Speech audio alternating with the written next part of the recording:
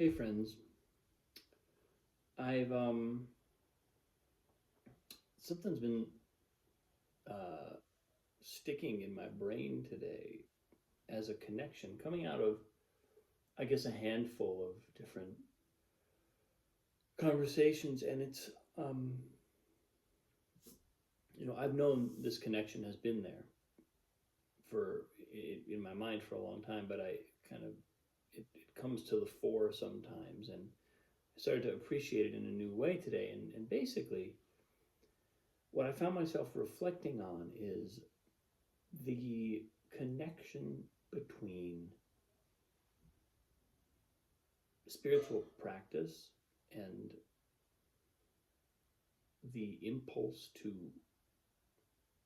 evolve spiritually, which has manifested in my life in a variety of different ways and in people I've known and been around. And it's I mean, maybe one of the most difficult things to define, right? How do you measure that? How do you even define that? And but there's something across traditions and across cultures and certainly across a lot of folks I've met and been around that there is a it does have features, the impulse to go deeper, the impulse to understand our own patterns, and that's something very universal, and it's something that um, it's all I almost can't quite do this, but I certainly reduce a lot of the practice of spiritual work to the task of understanding our conditioning, and as Sadhguru would describe it,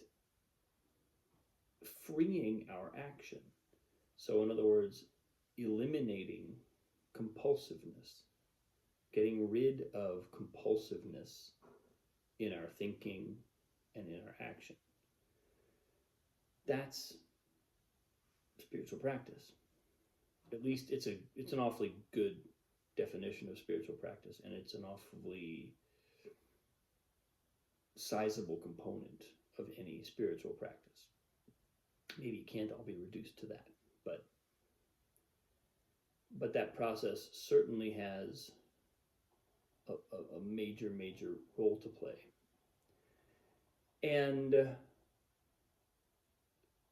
there's another area of life or another dimension of life that I've noticed has essentially the same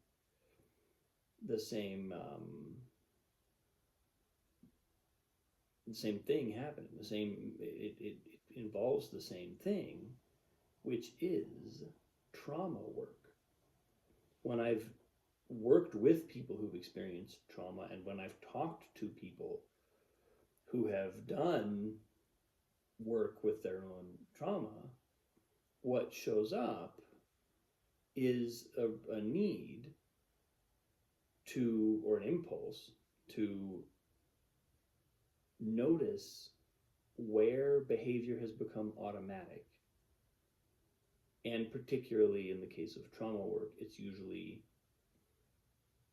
there's some historic association with the trauma, with the traumatic situation, with the dangerous situation where certain kinds of things were programmed into us, imprinted upon us, and we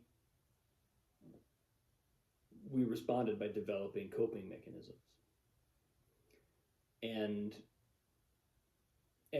by the time someone is doing trauma work, generally the situation has changed. It's no longer as volatile or as dangerous as it was, and the pattern is still going strong. And I've noticed this connection for a long time, and I've when I've found myself in and among what I would call maybe spiritual practitioners, certainly meditators, various kind of spiritual practice communities that I've found myself connected to over the years, I've always noticed that there's a connection there. And I've noticed that a lot of times it is trauma and the need to do that work that nudges people towards a kind of spiritual practice. And it's no accident, because for all the reasons I've just discussed, they're a very similar process. Now they're not the same in the sense that in the trauma work, we're generally there's at least one area of life, one area of the psyche that has this charge to it. And we have to be kind of careful there. I haven't done a lot of this work, and I'm not trained to do this work on a deep level with someone. I've done it because it comes up when you teach people, and especially if you teach people from a kind of mindfulness approach, the way I do, you bump up against it. You can't. People's barriers to mindfulness are their compulsive behaviors, compulsive thinking, compulsive action.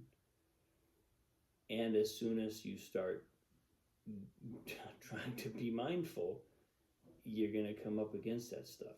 So something as simple as playing the piano can take you down a pretty deep rabbit hole of that kind of work.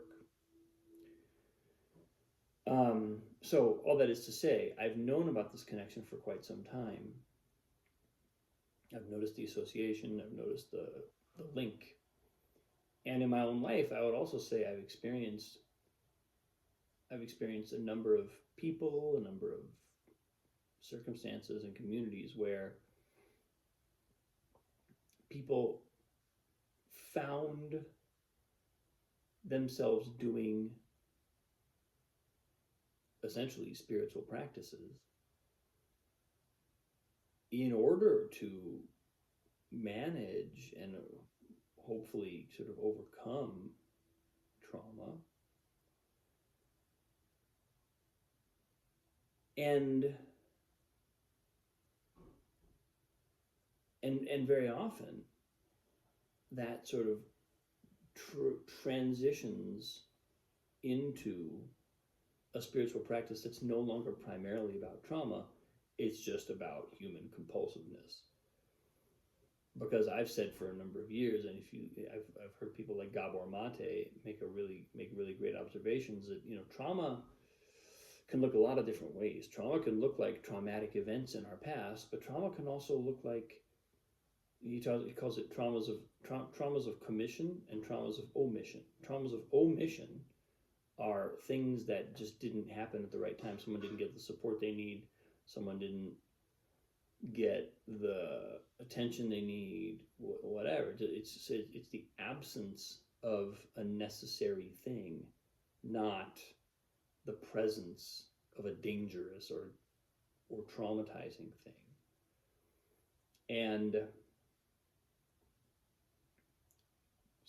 And so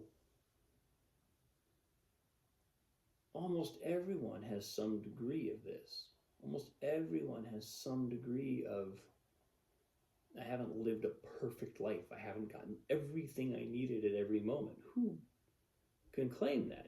Most of us, some of us, I'll speak for myself, I can claim to have had an awful lot of the things I need at the right times. I've had I would say a magnificently abundant life in that way. But nobody gets it all, and so we have these pockets of pain, and ultimately, if we can manage to kind of take a productive approach, we find a practice that helps us discover that, understand it, and ideally let some of it go, dissolve it, so that our action can be freely chosen, as opposed to essentially determined by our conditioning or by our compensatory patterns that we developed in response to some kind of trauma. And I think what's significant to me about that connection is just when we can find our way to an effective practice, a deeply effective practice that truly moves the needle in terms of becoming conscious of our conditioning. That's a magnificent thing. That is a world-changing thing. And so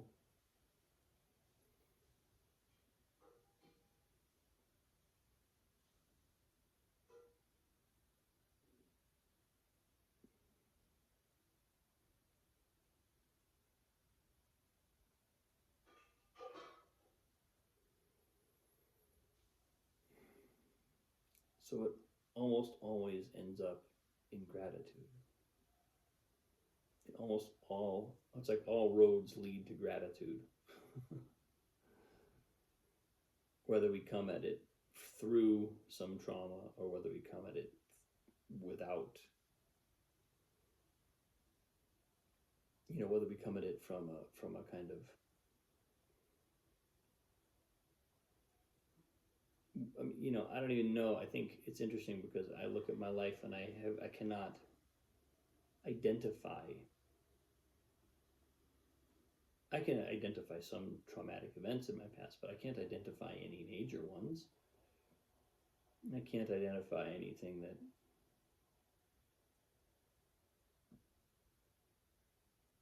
rises to the level of I've been traumatized.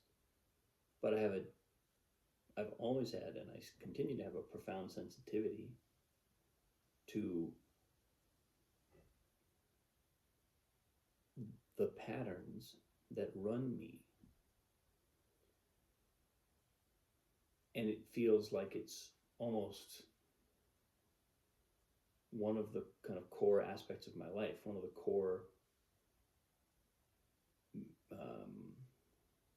callings to get conscious of that, get clear on that, get conscious, and really kind of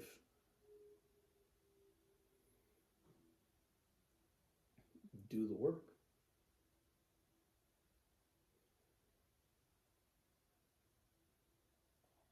And there's nothing more rewarding, there's nothing more transformative.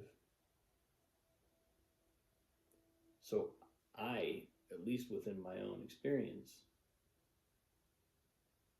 can only be grateful for anything that has ever created the urge to do the work.